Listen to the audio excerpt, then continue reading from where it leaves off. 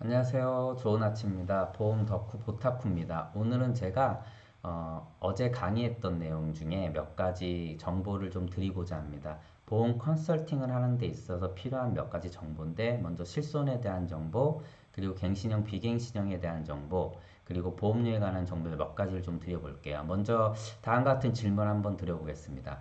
단독 실손을 가입할 경우는 평생 이 단독 실손 보험료를 낸다면 생명보험과 손해보험 어디가 더 많이 낼까요? 물론 이 답은 바뀔 수 있습니다. 왜냐하면 다 아시다시피 위험보험료는 보험금 지급을 위한 재원으로 쌓아놓는 것이고요. 그것은 나중에 많이 지급이 되면 쌓아놓은 것보다 많이 지급이 되면 손해율은 올라갈 것이고요. 이는 결국은 보험료 상승으로 이어지기 때문에 정답이 될 수는 없는데, 현재 기준으로 설계를 해보면 통상 손해보험이 생명보험보다 보험료를 많이 내는 것으로 나타나고 있습니다. 물론 회사마다 차이가 있겠지만 평균을 낸 값이고요. 두 번째, 이런 질문을 드려볼게요. 70세까지 보험료 얼마 낼까요? 단독 실손의료보험, 보험료요. 제가 이 질문을 강의할 때 굉장히 많이 해봤는데, 맞추시는 분들이 사실 거의 없습니다. 가장 많이 나오는 답변이 뭐 5천만 원, 1억이 가장 많이 나오고요. 그리고 최소 뭐 2, 3천만 원이라는 얘기가 많이 나오는데, 실제 2천만 원도 되지 않는 보험료가 납부가 됩니다. 70세까지의 보험료를 말씀을 드리는 거고요. 물론 이는 상승하지 않은 현재 기준으로 해서 보험료를 뽑아본 다음에 그 보험료를 합산한 금액입니다. 그리고 당연히 이를 현가로 계산을 해봐야 되겠죠. 다시 말씀드리면 물가가 상승하게 되면 구매력이 저하되기 때문에 미래에 낼 돈은 지금의 돈보다 가치가 떨어지기 때문에 현가로 땡겼습니다. 현가로 땡길 때 기준은요, 월 기준은 땡기지 않았습니다. 연 단위 보험료를 합산을 해서 연 단위의 현가로 땡긴 겁니다. 그러니까 월 단위는 땡기지 않았다는 얘기입니다. 월 단위까지 땡기면 조금 더 싸질 수 있는데, 이 부분은 굉장히 미약하기 때문에 산정하진 않았고요. 제가 연 단위로만 땡겼는데 실제 현재 가치로 600에서 700만 원 정도의 보험료를 70세까지 납부하게 됩니다. 자, 어떤가요? 실손보험 무용론 얘기들이 많이 나오잖아요. 예를 들어서 평생 진료비 쓰는 진료비가 평균 뭐 1인당 1억이다. 그런데 실손보험 그렇게 올라가면 더 많이 낼 수도 있다. 뭐 이런 얘기들이 나오고 있는데, 보험이라는 게 이제 두 가지 시점으로 우리가 판단할 필요가 있을 것 같습니다.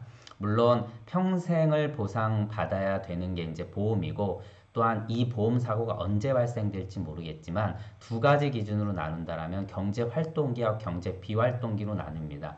경제 비활동기가 더 중요할 수도 있고 경제 활동기가 더 중요할 수 있다라고 우리가 정답을 얘기할 수는 없지만, 경제 비활동기에 경제 활동기에 경제 활동을 못하게 되면 소득 상실이라는 것들이 만들어지는데, 이런 것들의 가장 기본적인, 먼저 이러한 사고에 대한 경제적 부담을 해소할 수 있는 게 바로 실손이죠.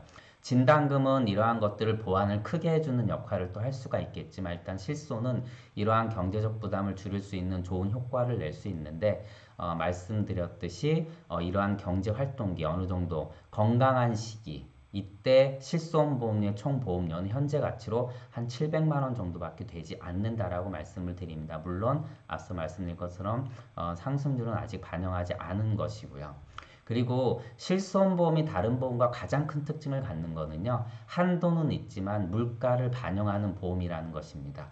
물론 저도 안보험이 체증형 안보험을 갖고 있습니다. 그리고 뭐 요즘 체증형 진단금이나 이런 것들이 간혹 보이긴 하는데 예전에 비해서는 많이 없죠. 근데 우리가 보험 컨설팅을 할 때, 보장 컨설팅을 할 때 매우 중요한 부분이 바로 물가를 감안하는 것입니다. 자, 현재 3천만 원이 암 진단금을 넣었지만은 30년, 40년 후에 이 진단금의 가치는 1,000만 원, 뭐 1,500만 원으로 떨어질 수 있다라는 것이죠. 그래서 컨설팅을 할 때 이것을 같이 고려해서 합니다. 그런데 실손의료보험 같은 경우는 한도는 있지만 물가를 반영하는 보험이죠. 예를 들어서 지금 병원비가 5만 원 나왔다. 그럼 동일한 질병으로 30년 후에 가면은 병원비가 20만 원이 나와도 한도 안에서는 그것을 감안해 준다. 이것이 이제 실손보험이 다른 보험과 가장 큰 대비되는 특징이고요. 경제적 부담을 고려를 할 때 보험을 한 가지 선택한다라면 뭐 저는 제 기준으로는 단독 실손의료보험 제안을 합니다. 가장 먼저 중요시한 게 이제 보장 범위가 넓다라는 것이죠. 특정 진단금을 지급하는 보험이 아니라 어떤 것들을 제외하고는 보장을 해준다라는 광범위한 보장 범위가 일단 1순위고요. 그거보다 더 우선순위가 된다라는 거는 경제적 부담을 고려했기 때문에 바로 보험료입니다. 처음에 이 보험을 테이킹을 할 때 소비자가 보험에 대한 부담이 적다라는 것이고요. 그리고 여기에 꼭 이야기할 게 바로 물가를 반영하는 그러한 보험이다라는 거. 이것이 이제 실손보험의 컨설팅에 어떻게 보면 우선시되는 실손의료보험이 우선시되는 보험 가입 때 우선시되는 컨설팅의 기준이라고 말씀드립니다. 물론 이는 제가 갖고 있는 기준이기 때문에 컨설턴트 분들마다 다를 수는 있습니다.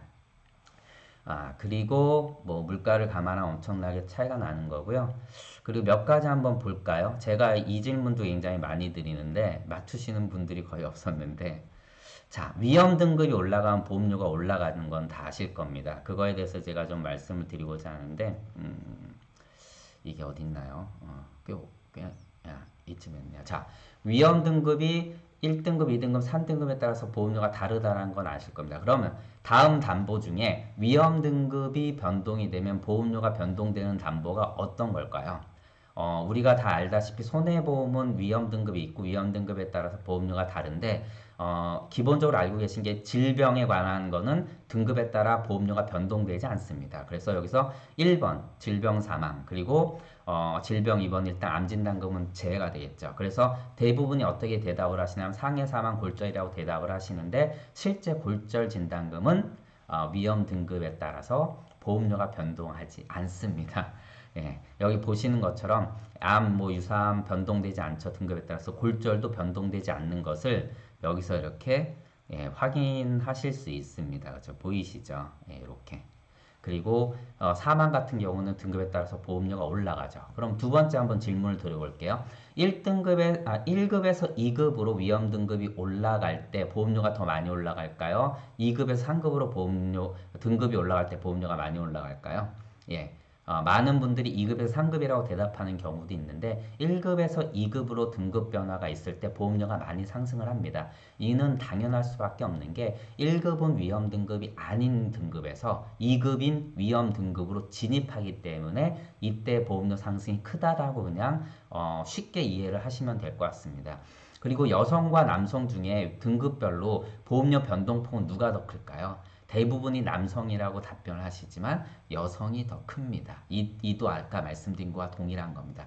여성은 위험 자체가 크지 않다 보니까 일반적으로요. 그러다 보니까 남성에 비해서 위험 등급이 더 크게 변동이 됩니다. 뭐 이거에 제가 잠깐 컨설팅을 한 내용 중에 일부고요. 그리고 저는 이제 갱신형 비갱신형 정말 답이 없는 내용이죠. 예전에 저는 이런 계산기를 다 만들었습니다. 여기서 보시게 되면은 한번 볼까요? 예를 들어서 뭐 여기서 가입 나이 30세인 여성이 20년 납으로 가입할 때 갱신형과 비갱신형이 어떻게 바뀌느냐 이렇게 계산이 됩니다. 그런데 가장 중요한 게 뭐냐면 자 갱신형과 비갱신형 누가 좋다 나쁘다를 할 때 이거는 아시다시피 늘 제가 질문하면 정답이 없다. 가입하는 시점에 따라 다르다. 맞습니다. 컨설팅이라는 것은 소비자 기준에 따라서 다릅니다. 나이 또는 위험 등급 또는 환경 요인 또는 그 전에 위병력이라든가 또는 가족력 거기에다가 제일 중요한 보험 납입 여력이죠. 경제적 여력이 굉장히 큰 차이가 납니다. 그런데 일반적으로 갱신형과 비갱신형을 계산해 보면은요, 당연히 동일한 보험료를 납입하게 됩니다. 이는 다시 말씀드리면은 비갱신형으로 납입하는 보험료를 전체 더하고 갱신형 납입 보험료를 전체를 더한다. 그래서 만기까지 다 냈다라고 가정을 하게 되면은 당연히 보험료는 거의 동일합니다. 왜 동일하냐면 물가를 감안했을 때를 말씀드리는 겁니다. 여기서 한번 볼게요. 여기서 실제 총 불입 금액을 한번 확인해 보겠습니다. 20년 비갱신형 6,850원을 20년 동안 내는 거고요. 그리고 갱신형은 2,370원부터 9,600원까지 냅니다. 그럼 총납입보험료 이렇게 큰 차이가 납니다. 보시는 것처럼. 그런데 물가를 감안하면 비슷해집니다. 근데 여기서는 제가 2%를 감안을 했습니다. 예를 들어서 이걸 1%로 감안을 하면 당연히 갱신형의 보험료 부담이 더 커지겠죠. 그리고 이거를 3%로 감안하게 되면 점점점 그 폭이 이렇게 줄어듭니다. 예. 그렇기 때문에 갱신형과 비갱신형이 누가 좋다 나쁘다를 할 때는요, 가장 중요한 게 물가를 몇 프로로 감안을 하냐는 겁니다. 자, 보험사는 비갱신형을 판매하고 이 예상한 물가보다 높고 낮음에 따라서 우리가 이제 이차익이라는 게 발생하고 2차손이라는 게 발생할 수 있습니다. 예를 들어서요. 그러면 실제 계산을 제가 매년 해보고 매년 분석하는데 이거는 2014년 기준이거든요. 제가 그때 자료를 만든 건데 최근에 이거를 돌려보면은요, 물가를 1%로 하면은요, 둘이 동일하게 나옵니다. 40세 여성이 100세 만기로 10년 단위 자동갱신형 암보험 진단금 1,000만 원을 가입을 했을 때 비갱신형과 갱신형의 총 납입보험료는 물가를 감안하지 않았을 땐 당연히 비갱신형이 높습니다. 근데 물가 1%를 감안하면 사실 최근 물가는 0%대 물가입니다. 뭐 디플레이션까지 얘기되기 때문에 몇 프로를 대입하느냐는 매우 중요하거든요. 근데 시중 물가를 대입하느냐, 국가의 통계치를 대입하느냐, 아니면 실제 체감 물가를 대입하느냐는 차원이 다르거든요. 사실 우리가 많이 사는 체감 물가와 일반 물가는 다르다는 건 아실 겁니다. 물가 지표에 들어가는 그 기준을 제시하는 그 종목들이 뭐 200몇십 가지가 있는데 그 종목을 보시면 거기엔 뭐 세탁기도 있고 냉장고도 있거든요. 이런 것들은 계속 구매하지 않는 상품이기 때문에 실제 체감 물가와 일반 물가는 다르게 나타날 수가 있습니다. 그래서 몇 프로 넣느냐가 매우 중요한데 최근에 제가 계산했을 때는 1%를 했을 때 동등해집니다. 다시 말씀드린 물가 1%를 계산하면 만기까지 갖고 갔을 때 갱신형과 비갱신형을 가입했을 때 둘이 총 납입보험료는 동일해집니다. 현가로 땡겼을 때 말씀을 드리는 겁니다. 그러면 갱신형이 유리합니까? 비갱신형이 유리합니까? 당연히 갱신형이 유리하죠. 왜요? 갱신형은 암보험 같은 경우는 진단되면 암진단금이 나오고 보험료가 납입하지 않아도 되기 때문입니다. 이거는 명확하게 산술적인 평가입니다. 핵심은 뭐냐면 보험료가 상승한다라는 기준입니다. 여기에 손해율을 대입할 수 있죠. 근데 최근에 암보험의 손해율이 어느 정도 오릅니까? 사실 계산해 보시면요. 최근에는 그렇게 많이 오르지 않습니다. 몇 년 전의 암보험과 비교해 보면 어떤 회사 같은 경우는 보험료가 떨어진 경우도 있습니다. 앞으로 과거처럼 계속 올라갈 거라고 예측할 수가 없죠. 이거는 예상이기 때문에. 그런데 손해율이 상승한다라면 당연히 비갱신형이 불리해질 수 있습니다. 산술적으로도. 근데 이는 예상이죠. 그렇기 때문에 이런 예상들을 다 깨고 제일 중요한 건 뭐냐면 비갱신형을 왜 유리하다라고 저는 말씀을 드리냐면요. 보편적인 기준입니다. 특정 연령대나 납입 여력이 어려운 사람을 제외하고 왜 갱신형보다 비갱신형이 유리하다고 말씀을 드리냐면 자, 건강하지 못한 시기에 만약에 건강하지 못한 시기에 우리가 질병 발병 확률이 높다란 얘기입니다. 그때 보험의 필요성은 또 높아집니다. 물론 앞서 말씀드린 것처럼 경제활동기에 이러한 경제적 부담을 해소하는 것이 보험의 또 굉장히 큰 기능이지만 일반적으로 확률이 높아지는 시점이 우리가 나이가 많은 시점이고요. 나이가 많은 시점이 보험이 많이 필요한 시점인데 그 당시는 보편적으로 은퇴 이후이기 때문에 소득이 없거나 소득이 적은 시기입니다. 그러면 보험료 납입에 대한 부담이 굉장히 커진다는 것이죠. 근데 이때 갱신형 담보들의 보험료는 높아집니다. 물론 물가를 감안하면 지금보다 그 부담이 덜 수는 있겠지만 소득 대비 우리의 돈의 가치는 차원이 다르다라는 거죠. 이건 산술적인 가치로 평가하시면 안 됩니다. 예를 들어서 지금 조카들한테 10,000원짜리 용돈을 주면 가끔 욕을 먹을 때도 있습니다. 뭐 조금 과장을 해서 말씀을 드리면 그런데 지금 이제 은퇴를 하신 노인분들한테 부유하지 않으신 분들한테는 10,000원짜리 지폐도 굉장히 큰 돈입니다. 뭐 다큐멘터리를 보게 되면 교회 같은 데 돌아다니시면서 500원, 300원 동전을 받으시려고 무릎이 좋지 않은 데 막 뛰어다니시는 모습을 볼 수 있거든요. 돈의 가치는 이러한 부분도 같이 감안을 해야 되는데 제가 왜 비갱신형이 유리하다고 얘기하냐면 보험이라는 건요, 보상이 가장 핵심이 되고요.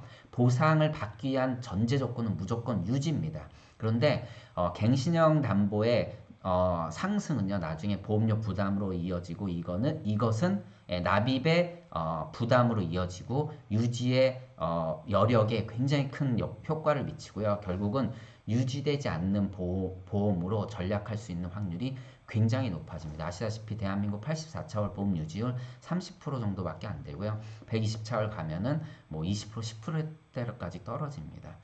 이것이 이제 현실이기 때문에 말씀을 드리는 겁니다. 그래서 되도록이면 보험은요, 어, 납입 여력, 경제력이 있으니까는 소득이 있을 때 납입을 완료해 놓는 것이 가장 핵심적인 부분이라고 말씀드려요. 컨설팅을 할 때. 그래서 저는 보험 컨설팅을 할 때 가장 중요하게 생각하는 부분 중에 하나가 이 부분은 뭐 반감을 갖는 분도 많겠지만 저는 절대 어, 그 보험금을 컨설팅 기준으로 잡지 않습니다. 뭐 보험금 이건 부족해요. 이거 암은 한 5천 드셔야 돼요. 1억 드셔야 돼요. 저는 가장 보험을 유지 못 시키는 것 중에 하나가 이 진단금 컨설팅이라고 저는 얘기를 합니다. 그래서 절대 보험은 유지의 기준이기 때문에 유지되는 보험으로 가기 위해서는요,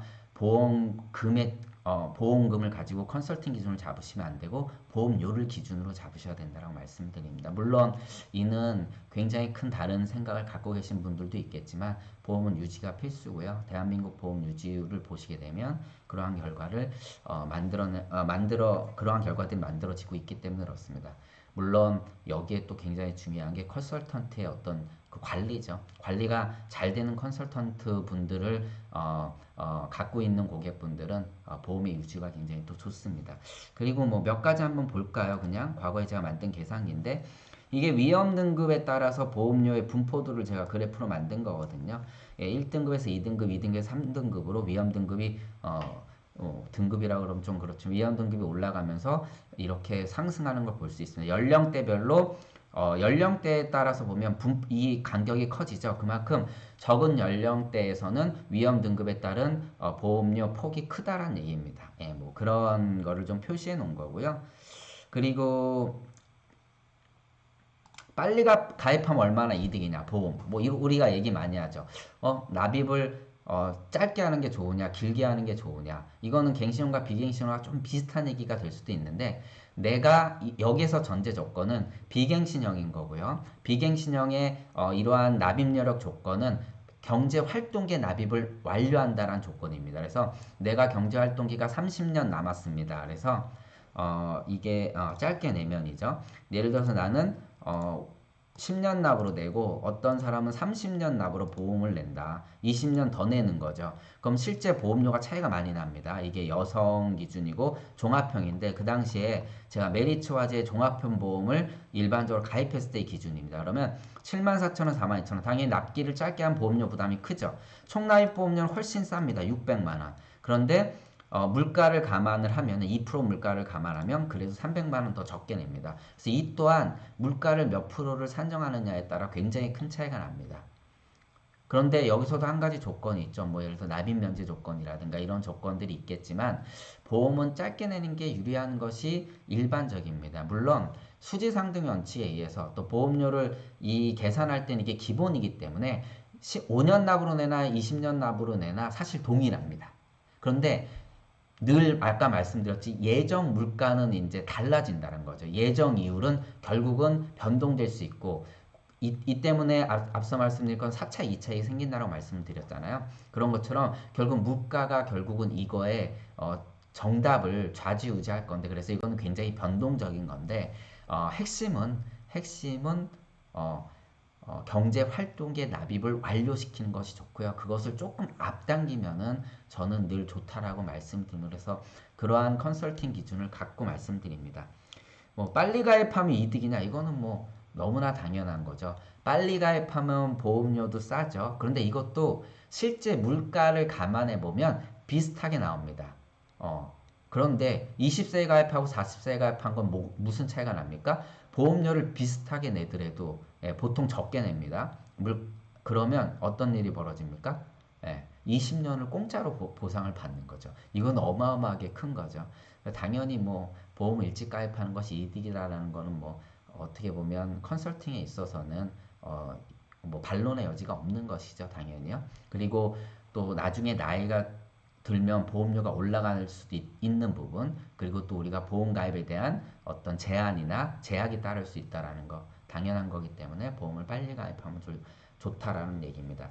제가 어제 강의하면서 몇 가지 그 강의 수강자분들과 이제 그 커뮤니케이션 하면서 느꼈던 부분 때문에 이 부분을 좀 말씀드렸는데, 우리가 사실 생각보다 관심을 안 갖는 부분일 수도 있습니다. 실손보험에 대한 어떤 보험료 부분에 대한 이야기들, 그리고 갱신형 비갱신형에 대한 이야기들은 많이 하는데 이건 정답은 없습니다, 사실. 그런데 내가 고객한테 비갱신형을 권한다 또는 갱신형을 권한다면 명백하게 그거에 대한 근거 자료는 우리가 갖고 소비자한테 컨설팅을 하는 것이 좋다라고 말씀드리기 위해서 오늘 강의를 좀 이렇게 준비를 해봤습니다. 사실 아직까지도 제가 테스트 강의고요. 나중에는 이 데이터들이 최근 데이터들로 제가 다 바꾸고 있습니다. 그래서 뭐, 한 달에 많게는 가입 설계서를 10,000개 이상 지금 뽑고 있거든요. 그래서 데이터 분석을 좀 하고 있습니다. 그리고 안보험 분석하는 데만, 한 4,000여 장의 그 가입 설계서를,